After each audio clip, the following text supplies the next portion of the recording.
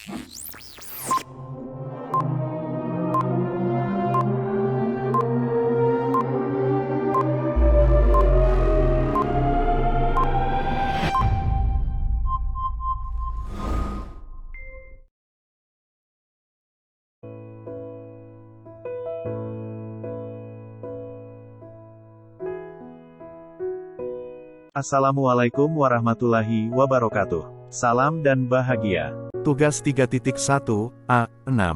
Demonstrasi kontekstual modul 3.1. Pengambilan keputusan berbasis nilai-nilai kebajikan sebagai pemimpin, disusun oleh Hendra Kirana, SPD. Dibimbing oleh 1. Dedi Priyanto, SPD, sebagai fasilitator. 2. Emi Rosida, SPD, sebagai pengajar praktik.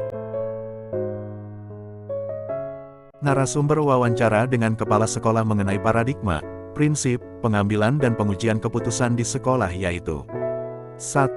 Kepala SMPN 3 Batam, Nyorita, SPD, MM. 2. Kepala SMPN 20 Batam, Tengku Feti Aryani, SPD, MM. Wawancara ke-1 bersama Ibu Nyorita, SPD, MM. Mengenai paradigma, prinsip, pengambilan dan pengujian keputusan sebagai pimpinan di SMP Negeri 3 Batam Sekolah Penggerak. Assalamualaikum warahmatullahi wabarakatuh. Waalaikumsalam. Selamat pagi juga Bu. Sehat Bu hari ini Bu. Mohon maaf nih Bu, mengganggu waktu Ibu di tengah kesibukan Ibu ya Bu ya. Ada beberapa hal yang Hendra ingin tanyakan dalam kegiatan diskusi mengenai dilema etika dan bukan moral. Nah, tujuan Hendra menemui Ibu, berdiskusi dengan Ibu ini dalam rangka mencari ilmu dari Ibu tentang pengambilan keputusan mengenai dilema etika dan wujud rayuan moral Bu ya, dalam kasus-kasus yang ada di sekolah Bu. Jadi pengalaman tersebut Hendra bisa mengambil sebanyak-banyak ilmu dari Ibu. Jadi mohon maaf nanti kalau banyak tangan Bu ya. Ininya. Iya. Nah Bu, selama menjadi kepala sekolah tentu Ibu sudah berpengalaman dalam menghadapi berbagai macam dilema mengenai etika ataupun bujukan moral ya Bu ya. Nah, bagaimana cara Ibu mengetahui, mengidentifikasi bahwa itu merupakan kasus dalam bentuk dilema etika ataupun bujukan moral Bu? Baik, kalau kita memimpin satu sekolah sebagai kepala sekolah, kita kan harus paham apa itu aturan-aturan yang harus kita patuhi dan norma-norma yang lain juga. Kemudian prinsip-prinsip apa saja yang harus kita taati, karena banyak sekali hal-hal nanti yang permasalahan-permasalahan yang akan kita hadapi dalam keseharian kita sebagai pimpinan di satu sekolah, karena kita berhubungan dengan para pendidik, peserta didik, orang tua, masyarakat, dan juga dinas-dinas terkait. Setiap hari tentu banyak hal-hal yang harus kita hadapi dan hal-hal yang berbeda setiap harinya. Jadi kalau ada permasalahan-permasalahan yang timbul, contohnya seperti yang berkaitan dengan etika moral dan juga bujukan moral, itu harus kita pahami dulu. Etika moral itu apa, kemudian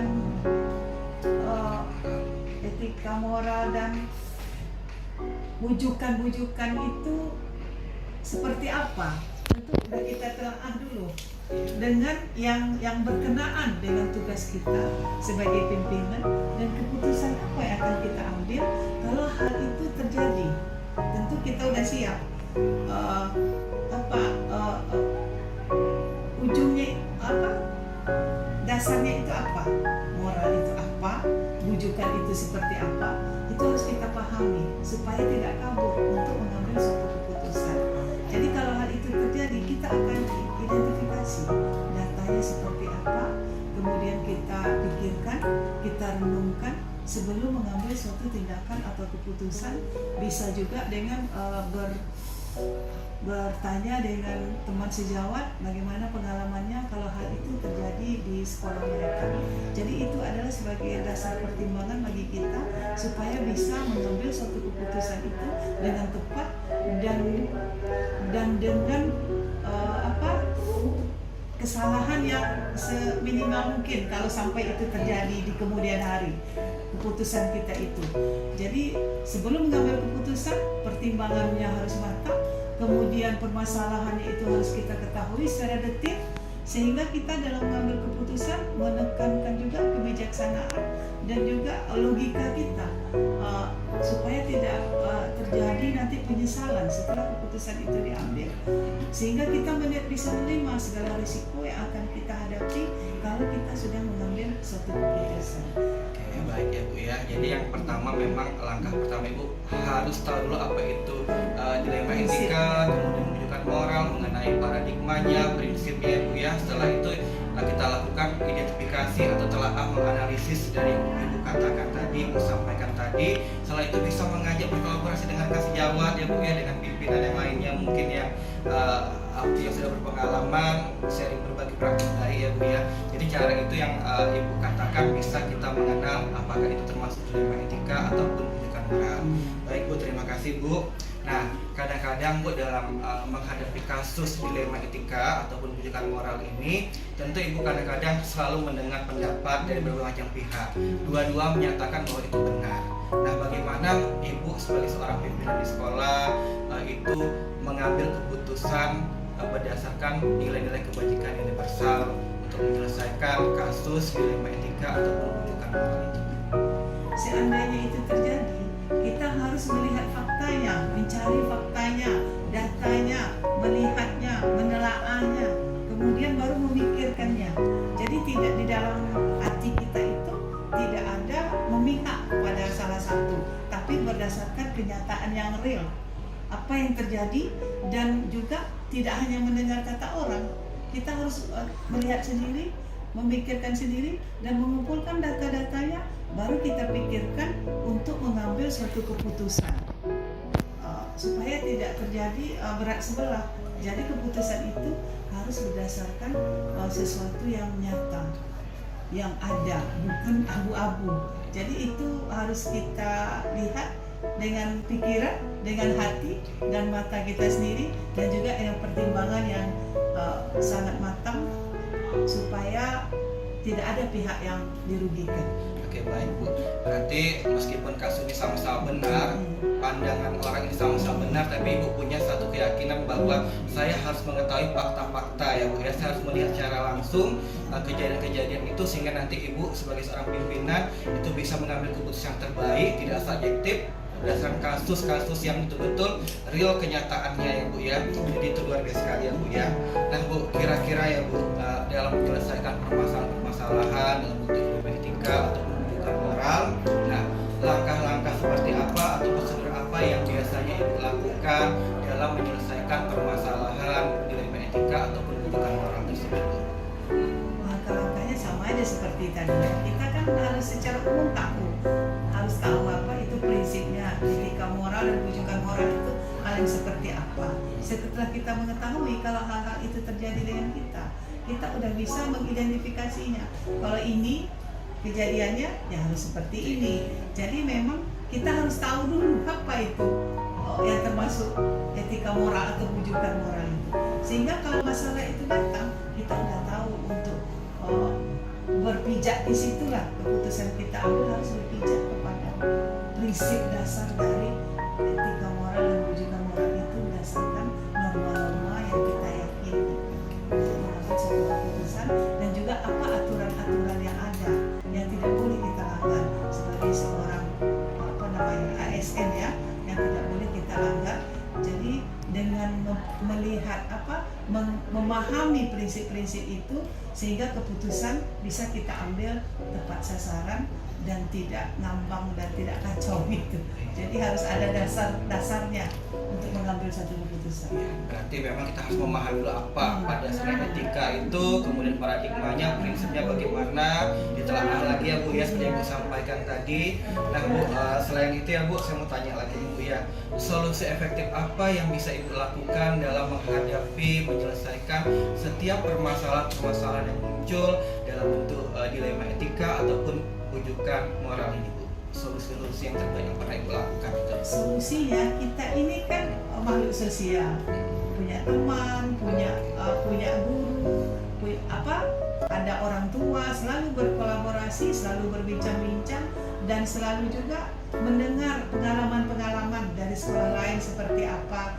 Dan itu biasanya dengan adanya sharing, kolaborasi, berbincang-bincang dengan teman sejawat, guru-guru, wakil, orang tua, itu nanti akan menjadi dasar kita untuk mengambil satu keputusan yang terbaik. Karena pertimbangan orang lain itu perlu juga, pandangan orang lain itu perlu juga untuk kita dengar, untuk memperkaya juga wawasan kita. Kalau dari cerita-cerita mereka, kalau hal itu terjadi dengan kita, berarti kita juga punya pedoman juga untuk mengambil satu keputusan. Sehingga terjadi harmonisasi di sekolah itu. Jadi betul kata orang, pengalaman, teman, membuka wawasan itu sangat perlu dalam menjalani tugas kita sehari-hari. Oke, terima kasih Bu. Berarti solusi terbaik yang ditawarkan oleh Ibu itu yang pertama komunikasi yang baik, kemudian kolaborasi, baik itu dengan guru yang ada di lingkungan sekolah, rekan sejawat bersama kepala sekolah ya Bu ya, kemudian dengan peserta didik pun peserta bisa didik kita dengar pendapatnya. Betul Bu. Dengan orang tua siswa juga ya Bu ya, itu merupakan solusi yang terbaik, memperkaya kasanah keilmuan seperti Ibu sampaikan tadi, bahwa itu bisa jadi masukan untuk memperkaya kita dalam mengambil setiap keputusan terbaik yang bisa kita berikan kepada penyelesaian permasalahan-permasalahan yang ada ya Bu ya, dalam bentuk ilmu etika ataupun rujukan moral ya Bu ya. Oke baik Bu, mau tanya lagi nih Bu, maaf nih Bu, banyak tanya nih Bu.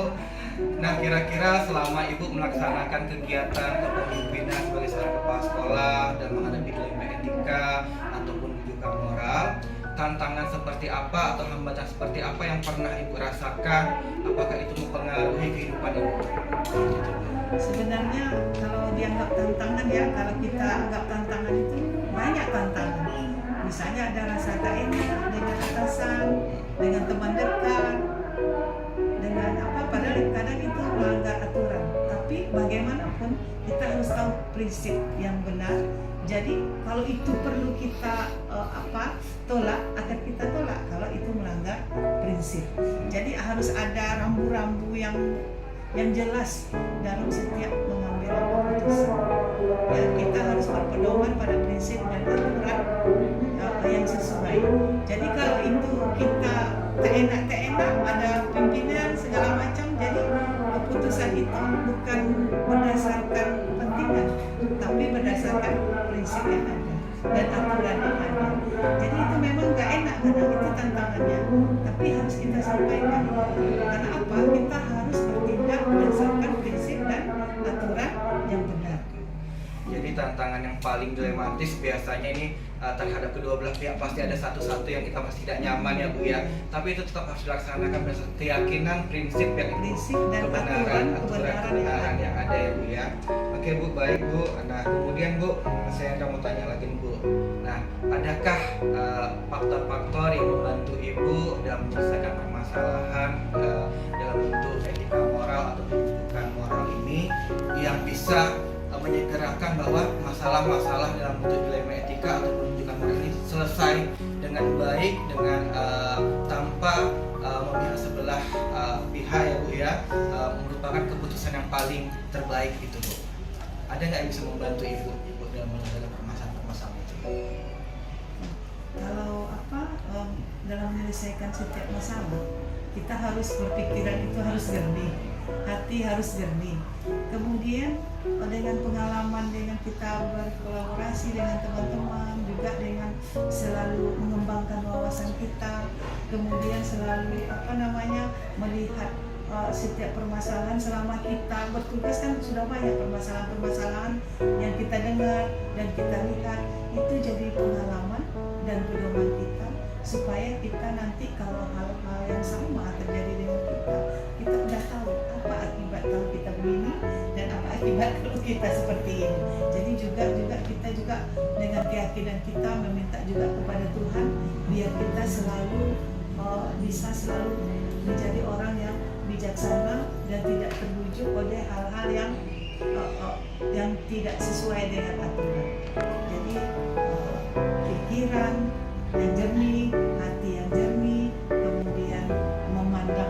sesuatu itu dengan positif, itu sangat diperlukan.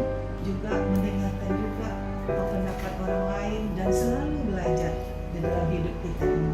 Tidak hanya kita stagnan ya, selalu mencari solusi-solusi terbaik, selalu belajar, selalu melihat dari pengalaman supaya kita nantinya bisa menjalankan tugas kita itu lebih baik dan lebih bisa kita itu bermanfaat dalam keseharian kita dimanapun kita berada. Baik Bu, berarti memang faktor yang paling utama ada dalam diri kita, bahwa pikiran harus positif, hati harus jernih, harus bersih juga, pikiran juga demikian. Hati yang bersih, jiwa yang bersih, pikiran yang positif pasti akan membantu diri kita mengambil keputusan terbaik ya Bu ya. Juga meminta juga kepada Tuhan ya, sesuai keyakinan kita untuk menyelesaikan permasalahan dengan baik dan benar, kemudian dibantu melihat pandangan dari berbagai macam kerabat ya, kasih jawaban Ibu sebagai pandangan juga Ibu mengambil keputusan terbaik. Jadi teman pun juga sebagai salah satu faktor yang bisa membantu Ibu ya Bu ya. Oke Bu, terakhir nih Bu ya, saya tanya lagi nih Bu. Nah, kira-kira selama Ibu menjadi kepala sekolah, karena banyak masalah, mungkin ada masalah etika, dilema etika ataupun rujukan moral. Nah, pembelajaran apa yang bisa Ibu dapatkan, kemudian apa yang bisa Ibu bagikan ke Hendra Bu mengenai pengalaman Ibu tersebut? Kita dalam setiap melakukan tugas, kita harus lebih sabar, mengendalikan emosi, dan setiap apa saja yang kita permasalahan kita hadapi, kita harus tidak boleh emosi, sabar, bijaksana, dan setiap pengambilan keputusan harus berdasarkan hal yang sebenarnya. Jadi kita harus memantau, melihat, tidak hanya mendengar saja. Dan masalah itu kita harus ketahui secara benar, tidak hanya mendengar kata orang. Supaya apa? Supaya dalam menyelesaikan masalah-masalah itu kita udah berusaha untuk melakukan hal yang terbaik, sehingga nantinya tidak kita sesali apa keputusan yang telah kita buat, dan kita bisa bertanggungjawabkan. Kalau itu kita sudah menelaahnya secara benar, ya, juga telah memikirkannya, sudah merenungkannya, baru mengambil keputusan, supaya hal itu tidak akan menjadi penyesalan bagi kita dan merugikan pihak lain. Jadi kesabaran itu penting karena kita berhadapan dengan manusia, harus bisa mengelola emosi. Oke, jadi pembelajaran Ibu berikan sama Hendra, pengalaman Ibu ternyata kesabaran yang paling utama, rasa mawas diri, kebijaksanaan, bahwa harus bisa melihat fakta-fakta kebenaran yang terjadi di lapangan, harus melihat juga pandangan dari sudut pandang yang lainnya, sehingga tidak ada penyelesaian dan pengambilan keputusan di kemudian hari, bahwa hasil keputusan sebagai seorang pemimpin yang bertanggung jawab terhadap setiap permasalahan yang terjadi itu bisa dipertanggungjawabkan dan mencari solusi yang paling terbaik ya Bu ya. Oke, terima kasih untuk waktunya Ibu sudah berbagi pengalaman sama Hendra. Semoga Ibu sehat selalu, Ibu bahagia lahir dan batin. Semoga pengalaman Ibu ini bisa menjadi ilmu untuk Hendra. Lebih dan kurangnya mohon maaf ya Bu ya. Sekali lagi ucapkan terima kasih. Assalamualaikum warahmatullahi wabarakatuh. Waalaikumsalam warahmatullahi wabarakatuh. Semoga apa yang disampaikan tadi bisa bermanfaat bagi Hendra, dan juga bisa ke depan Pak Hendra bisa lebih baik lagi dalam menjalankan tugas. Terima kasih Bu. Wawancara kedua bersama Ibu Tengku Feti Aryani, SPD, MM. Mengenai paradigma, prinsip, pengambilan dan pengujian keputusan sebagai pimpinan di SMP Negeri 20 Batam Sekolah Penggerak. Assalamualaikum warahmatullahi wabarakatuh Bu. Waalaikumsalam warahmatullahi wabarakatuh. Apa kabarnya Ibu Feti hari ini? Alhamdulillah Ibu baik banget. Hendra sendiri gimana? Alhamdulillah sehat juga Ibu. Maaf nih mengganggu waktu Ibu. Pada saat ini Hendra ada salah satu kegiatan mengenai paradigma, prinsip, dan etika mengenai pengambilan keputusan. Jadi tujuan Hendra kesini ke sekolah Ibu di SMP Negeri 20 Batam ini untuk mencari pengalaman, mencari ilmu mengenai paradigma, prinsip, pengambilan keputusan sebagai seorang pemimpin. Jadi ada beberapa pertanyaan yang nanti Anda tanyakan ke Ibu mengenai etika moral Bu dan pendidikan moral. Ya Bu, jadi mohon izin ya Bu ya bertanya ya Bu. Walaupun ya sesuai dengan apa yang Iya. kita. Oke baik Bu. Untuk yang pertama pertama ya Bu ya, mungkin ya selama kepemimpinan Ibu mau di SMP 20 ataupun di sekolah yang sebelumnya, Ibu mungkin pernah mengalami yang namanya dilema etika atau pendidikan moral Ibu. Nah, di sini Enda mau bertanya nih sama Ibu ya, sebagai pemimpin sekolah ya Bu ya. Nah, bagaimana Ibu mengidentifikasi kasus-kasus yang merupakan dilema etika atau pendidikan moral? Sejauh ini ya selama pembinaan sekolah. Nah, kalau menurut ibu bila kasus itu melanggar berarti itu termasuk moral. Nah, tapi kalau dia tidak melanggar hukum berarti itu termasuk dilema etika. Nah, itu aja. Oke baik Bu. Nah kemudian Bu, sebagai pimpinan sekolah mungkin ada pengambilan keputusan terutama untuk kasus-kasus dilema etika ataupun rujukan moral yang mengandung kepentingan yang sama-sama benar atau sama-sama mengandung nilai kebajikan. Bagaimana cara Ibu mengambil keputusan tersebut Bu? Nah, baik, ibu mengambil keputusan untuk dua hal ini. Yang pertama, ibu melakukan pertimbangan dulu, baik buruk dari kasus tersebut. Nah, setelah ibu melakukan pertimbangan dari baik buruk dari kasus tersebut, nah ibu lalu mengajak berdiskusi dengan teman-teman ibu tentunya yang ibu sudah anggap bisa membantu ibu untuk menyelesaikan permasalahan tersebut atau dalam artian mitra kerja ibu di sekolah ini. Iya, berarti Ibu melakukan kolaborasi dengan mitra diskusi ya Bu ya. Dari langkah-langkah yang Ibu ketahui tadi, mengidentifikasi, kemudian Ibu ajak teman Ibu berkolaborasi untuk menyelesaikan pengambilan keputusan ini Bu ya.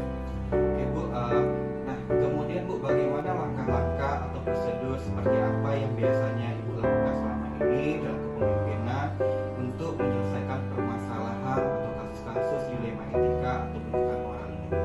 Nah, kalau yang sudah sejauh ini lah yang sudah ibu lakukan, ya pasti setiap ada permasalahan itu pasti ibu melakukan kemudian setelah ibu melakukan perenungan gitu kan, nah ibu kemudian kembali mengajak teman untuk berdiskusi bagaimana sih kira-kira permasalahan harus kita sikapi supaya kan. Nah, setelah ibu melakukan diskusi, kemudian baru ibu mengambil suatu keputusan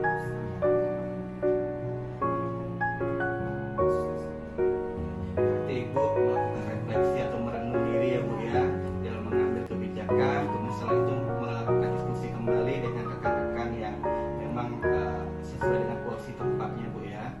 Oke Bu, kemudian Bu, dari yang tadi Ibu utarakan, nah solusi yang bagaimana Ibu ambil sebagai seorang pemimpin dalam mengambil keputusan mengenai permasalahan dilema etika ini atau pendidikan moral ini Bu?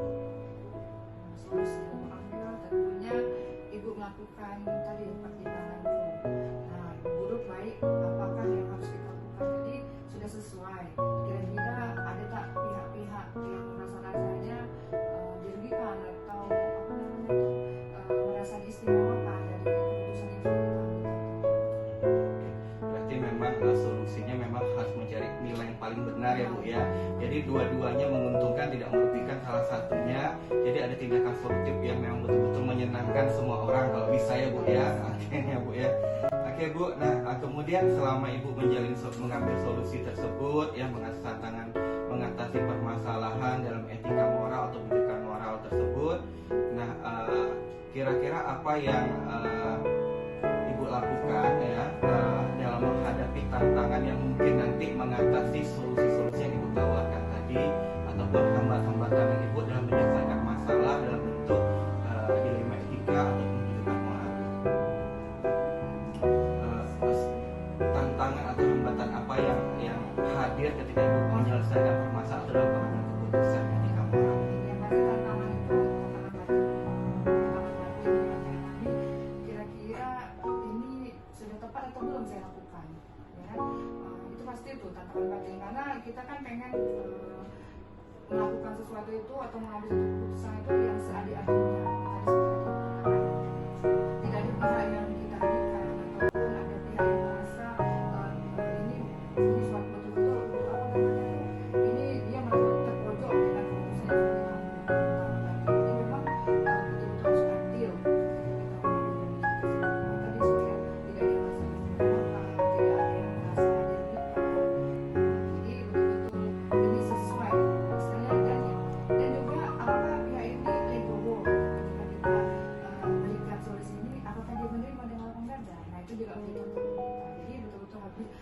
betul-betul diperlukan pertimbangan yang lebih mendalam supaya itu tadi tidak menimbulkan permasalahan di kemudian hari. Iya, oke. Berarti tantangan terbesarnya dalam pengambilan keputusan itu diri sendiri ya Bu ya, batin diri sendiri bahwa memang hasil keputusan ini kalau bisa menyenangkan semua orang ya, kemudian berpikir jangka panjangnya bahwa hasil yang diputuskannya adalah hasil terbaik untuk semuanya ya Bu ya. Oke, nah Bu, kira-kira ada nggak program khusus dalam Ibu menyelesaikan masalah tentang dilema etika atau pendidikan moral ini? Apakah langsung diselesaikan pada saat itu juga, atau Ibu punya program atau prosedur atau tata cara khususnya? Kalau prosedur ya, yang pasti tadilah kita harus mengidentifikasi dulu permasalahan itu kan, kira-kira apa sih sebenarnya faktor-faktornya apa gitu kan, ya kan.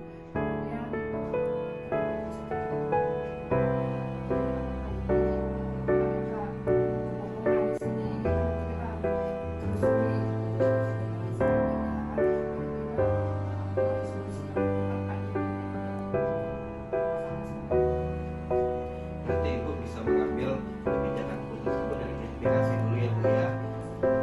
Kalau yang terprogram ada nggak Bu, kalau misalkan hal-hal yang sedikit mungkin agak melanggar dilema etika atau moral rujukan gitu Bu, program khusus gitu Bu, Program khusus bisa melibatkan atau ada apa gitu ya Bu ya. ada. Cuman itu kan istilahnya itu setiap sekolah itu berbeda-beda. Itu balik kepada kebijakan sekolah masing-masing. Maksudnya segala hal kan tipenya berbeda dengan tipe B. Jadi itu bisa aja berubah suatu waktu. Tergantung bagaimana kasus itu kita selesaikan. Yang pasti tidak merugikan anak dan tidak sampai menjadi bahan santapan utama. Berarti memang melihat situasi kondisi yang terjadi di lapangan, maka program tersebutlah nanti yang akan dilakukan fleksibel ya Bu ya. Jadi kefleksibilitasan itulah yang nanti akan membuat program yang Ibu laksanakan itu berjalan dengan sebaik-baiknya Bu ya, untuk memutuskan bahwa dapat diatasi masalah-masalah berhubungan dengan dilema etika dan pendidikan moral ya Bu ya. Oke Bu, mau tanya lagi nih ya Bu ya, maaf nih Bu. Pertanyaan. Oke Bu ya. Nah Bu, bisa jawab bisa lagi jawab ya. mungkin banyak kita lagi ya. Kemudian Bu, selama Ibu sebagai seorang pemimpin sekolah, mungkin dalam menyelesaikan permasalahan dalam bentuk dilema etika ataupun wujudan moral ini ya Bu ya, ada nggak orang-orang yang membantu Ibu atau pihak-pihak yang terlibat ya Bu, yang bisa membantu Ibu menyelesaikan permasalahan baik itu dilema etika maupun pendidikan moral ini Bu? Tentu ada, namanya kita mitra kerja dan teamwork kan. Nah yang pasti yang pertama sekali ini sebelum saya mungkin masuk ke internal, mungkin saya berbagi pengalaman dengan kawan. Misalnya kan kawan-kawan kita istilahnya kepala sekolah kita banyak yang kompeten dan juga senior, mereka tentu sudah banyak mengalami pengalaman seperti ini sebelum saya. Jadi saya berbagi pengalaman kira-kira apa yang harus saya lakukan. Jadi itu selalu saya selalu praktik baik misalnya dalam pengamalan ya. Kemudian karena kan kasus tidak jauh berbeda kan. Nah kemudian yang kedua kalau di internal itu mungkin yang pasti ke wakil ke siswa karena ini untuk prosedur kan. Nah jadi saya akan berdiskusi dengan kesiswaan dengan wakil kesiswaan kira-kira apa yang harus kita lakukan untuk menangani permasalahan yang demikian. Oke, berarti yang pertama orang yang membantu Ibu adalah rekan kepala sekolah yang mudah Ibu melakukan curhat yang Bu ya, bisa jadi kerahasiaan Ibu juga, dan pengalaman itu mungkin bisa jadi sharing berbagi praktik baik ya Bu ya. Sepreferensi gitu kan. Kemudian dari pihak sekolah bisa kesiswaan ya Bu ya, kemudian mungkin ada pihak-pihak lain yang terlibat yang seperti Ibu bilang ada dari senior bisa ya Bu ya, yang membantu Ibu mempermudah menyelesaikan permasalahan dan dilema etika ini. Nah Bu, dari pengalaman-pengalaman Ibu yang Ibu lakukan baik dalam paradigma Ibu, prinsip Ibu, kekuatan Ibu sebagai seorang kepala sekolah dalam menghadapi kasus-kasus dilema etika atau pendidikan moral ini, nah apa pelajaran yang bisa Ibu ambil yang Ibu bisa bagikan ke saya Bu? Gitu, Bu. Kalau namanya dilema etika ya, wujudan sosial tadi yang istilahnya yang tidak melanggar hukum itu kan rata-rata anak-anak kita memang seperti itu ya. Karena mereka mungkin masih mencari jati dirinya. Kira-kira apa ya, apakah ini sudah benar aku lakukan? sebagai guru atau sebagai pimpinan ya kita memberikan pengarahan kepada guru bahwa kita tetap mendampingi anak-anak seperti ini ya, jadi istilahnya bukan kita marah ataupun kita langsung menjudge mereka, tapi tetap mendampingi mereka agar mereka itu yang sudah mereka lakukan itu menjadikan pembelajaran untuk mereka bahwa itu salah. Jadi memang harus, nah inilah, jadi kita luruskan, nah inilah kebajikan yang harus kami lakukan supaya tidak sampai lagi perbuatan seperti itu. Berarti melakukan istilahnya pendampingan terhadap guru biar anak-anaknya biar tidak ada permasalahan ya. Kekerasan atau adanya justice tetap dengan sesuai dengan masalah. Jadi ibu mengutamakan bahwa pembelajaran dari etika moral ini mengutamakan nilai-nilai kebajikan universal yang harus ditanamkan pada diri sendiri ya Bu ya, agar segala permasalahan itu dapat diselesaikan dengan baik ya Bu ya. Oke Bu, terima kasih untuk waktunya Bu ya. Maaf Ibu mengganggu waktu Ibu. Alhamdulillah dari sharing pengalaman ini, semoga ini menambah ilmu untuk saya juga ya Bu ya. Dan bermanfaat untuk Anda dan untuk Ibu juga. Jadi saya mohon izin Bu ya, saya akhiri kegiatan diskusi mengenai di PPN Etika dan juga kali ini ya Bu ya. Assalamualaikum warahmatullahi wabarakatuh. Terima kasih ya Bu. Sama-sama ya. Hasil wawancara bersama Ibu Nyorita, SPD, MM, mengenai paradigma, prinsip, pengambilan dan pengujian keputusan sebagai pimpinan di SMP Negeri 3 Batam. 1. Cara mengidentifikasi kasus-kasus yang merupakan dilema etika atau bujukan moral dengan cara memahami aturan, norma-norma, memahami dan menelaah arti, paradigma, prinsip dalam dilema etika dan bujukan moral, mengidentifikasi dan menganalisis kasus, berkolaborasi dengan rekan sejawat. 2. Cara menjalankan pengambilan keputusan di SMPN 3 Batam, terutama untuk kasus-kasus di mana ada dua kepentingan yang sama-sama benar atau sama-sama mengandung nilai kebajikan universal, yaitu dengan cara melihat fakta, mencari fakta data, menelaah, memikirkan dengan hati dan pikiran yang matang untuk mengambil keputusan yang tidak subjektif. 3. Langkah-langkah atau prosedur yang biasa dilakukan dalam mengambil keputusan yaitu dengan memahami prinsip dasar dilema etika dan bujukan moral, mengidentifikasi dan menelaah dasar mengambil keputusan-keputusan yang tepat dan sesuai kebutuhan. 4. Hal-hal yang selama ini efektif dalam pengambilan keputusan pada kasus-kasus dilema etika yaitu komunikasi yang baik, belajar dari pengalaman dan berkolaborasi dengan rekan sejawat kepala sekolah lainnya, para wakil, guru, orang tua dan peserta didik sehingga membuka wawasan dalam mengambil keputusan terbaik dalam menyelesaikan kasus-kasus dilema etika atau bujukan moral. 5. Hal-hal yang merupakan tantangan dalam pengambilan keputusan pada kasus-kasus dilema etika dan bujukan moral yaitu rasa tidak nyaman terhadap kedua belah pihak dalam menetapkan keputusan. 6. Dalam pengambilan sebuah keputusan diperlukan prosedur langkah-langkah tertentu, memahami dan berpedoman pada aturan yang berlaku dalam penyelesaian kasus-kasus dilema etika ataupun bujukan moral. 7. Pengambilan keputusan dalam kasus-kasus dilema etika ada faktor yang membantu mempermudah mengambil keputusan yaitu, diri sendiri, hati dan pikiran harus jernih, belajar dari pengalaman diri dan pengalaman orang lain sebagai pedoman dalam pengambilan keputusan, meyakinkan diri dengan memohon petunjuk dari Tuhan agar adil bijaksana dan memandang segala persoalan dengan positif, mendengarkan pendapat orang lain dan selalu belajar. 8. Pembelajaran yang dapat dipetik dari pengalaman mengambil keputusan kasus dilema etika atau bujukan moral yaitu harus sabar, tidak emosional, bijaksana dalam mengambil keputusan, pengambilan keputusan harus sesuai fakta sehingga didapat hasil keputusan yang terbaik agar tidak terjadi penyesalan di kemudian hari. Hasil wawancara bersama Ibu Tengku Feti Aryani, SPD, MM. Mengenai paradigma, prinsip, pengambilan dan pengujian keputusan sebagai pimpinan di SMP Negeri 20 Batam. 1. Cara mengidentifikasi kasus-kasus yang merupakan dilema etika atau bujukan moral dengan cara mengetahui bahwa jika kasus tersebut tidak melanggar hukum berarti kasus tersebut dilema etika, dan sebaliknya jika ada pelanggaran hukum maka kasus tersebut adalah bujukan moral. 2. Cara menjalankan pengambilan keputusan di SMPN 20 Batam, terutama untuk kasus-kasus di mana ada dua kepentingan yang sama-sama benar atau sama-sama mengandung nilai kebajikan yaitu dengan cara mengidentifikasi, melakukan pertimbangan dulu baik buruk dari kasus tersebut dan melakukan diskusi koordinasi dan kolaborasi dalam mengambil keputusan terhadap kasus dilema etika yang sama-sama benar. 3. Langkah-langkah atau prosedur yang biasa dilakukan selama ini dalam mengambil keputusan yaitu dengan melakukan perenungan, merefleksi diri, melakukan diskusi dengan rekan lainnya. 4. Hal-hal yang selama ini efektif dalam pengambilan keputusan pada kasus-kasus dilema etika yaitu melakukan pertimbangan dengan sebaik-baiknya yang tidak merugikan berbagai pihak. 5. Hal-hal yang selama ini merupakan tantangan dalam pengambilan keputusan pada kasus-kasus dilema etika dan bujukan moral yaitu tantangan batin diri sendiri dalam memutuskan kasus-kasus dilema etika yang memikirkan dampak panjang akibat pengambilan keputusan tersebut. 6. Dalam pengambilan sebuah keputusan diperlukan tata kala atau jadwal tertentu dalam sebuah penyelesaian kasus disesuaikan dengan kasus dan kefleksibelan dalam menghadapi kasus-kasus dilema etika ataupun bujukan moral.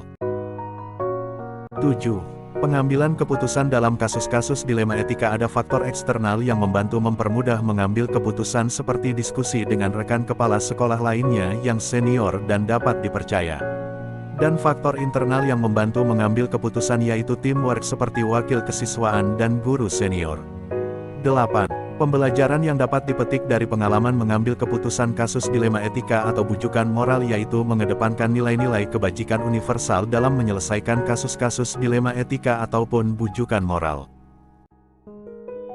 Hasil analisis dan refleksi wawancara bersama pimpinan SMPN 3 Batam dan SMPN 20 Batam mengenai paradigma, prinsip, pengambilan dan pengujian keputusan. Hal menarik yang muncul dari wawancara yang telah dilakukan adalah 1. Kepala sekolah menganalisis nilai-nilai yang terdapat dalam kasus dilema etika ataupun bujukan moral. 2. Kepala sekolah melakukan komunikasi, koordinasi atau kolaborasi permasalahan dengan kolega atau rekan sejawat untuk mendapatkan keputusan terbaik. 3. Kepala sekolah mengedepankan nilai-nilai kebajikan universal dalam membuat keputusan terbaik. 4. Kepala sekolah mempertimbangkan baik buruk atau resiko dari keputusan yang diambil dengan memperhatikan dampak jangka panjang kasus tersebut. 5. Keputusan yang akan diambil yang hendaknya dapat membawa kebaikan untuk semua pihak. 6. Refleksi dalam mengambil keputusan dilakukan untuk memperoleh keputusan yang terbaik. Berdasarkan hasil wawancara yang saya pelajari seperti 4 paradigma, 3 prinsip, dan 9 langkah pengujian, sudah diterapkan dalam proses pengambilan keputusan sebagai pemimpin di sekolah dan saya belajar bahwa dalam proses pengambilan keputusan harus dilakukan dengan hati dan pikiran yang jernih dan positif dengan melakukan refleksi diri dan mengedepankan nilai-nilai kebajikan universal dengan mempertimbang fakta-fakta yang terjadi dan pandangan dari hasil komunikasi, koordinasi dan kolaborasi bersama rekan lainnya sehingga diperoleh keputusan yang terbaik yang sesuai aturan dan norma-norma. Persamaan antara pendapat dari kedua pimpinan tersebut adalah, para kepala sekolah sama-sama mencari dan mengumpulkan fakta dari kasus yang ada agar dapat membuat keputusan yang tepat. Para kepala sekolah sama-sama melakukan kolaborasi dan kerjasama dengan pihak-pihak yang terkait ataupun yang dipercaya. Beliau mempertimbangkan dengan seksama keputusan agar tidak ada pihak-pihak yang dirugikan. Perbedaan antara pendapat dari kedua pimpinan tersebut adalah, Kepala SMP Negeri 3 Batam dalam menyelesaikan kasus dilema etika dan bujukan moral senantiasa berpegang teguh pada prinsip kebenaran dan peraturan yang berlaku sedangkan Kepala SMP Negeri 20 Batam dalam menyelesaikan kasus dilema etika dan bujukan moral melakukan kefleksibelan sesuai dengan kasus dilema etika ataupun bujuk moral yang telah terjadi di sekolah. Rencana ke depan para pimpinan sekolah adalah dalam pengambilan keputusan-keputusan terutama yang memuat dilema etika dan bujukan moral mengutamakan nilai-nilai kebajikan universal dan akan berpedoman kepada 4 paradigma, 3 prinsip dan melakukan 9 langkah pengambilan dan pengujian keputusan. Agar dapat mengukur keefektifan pengambilan keputusan maka para pimpinan sekolah akan memastikan uji benar atau salah sudah dilakukan dengan baik. Kemudian para pimpinan di sekolah juga dapat merefleksikan kembali keputusan yang sudah dibuat. Dalam penerapan pengambilan keputusan pada kasus dilema etika ataupun bujukan moral, saya akan memulai menerapkannya di kelas saya, terutama pada kasus-kasus yang melibatkan anak didik saya.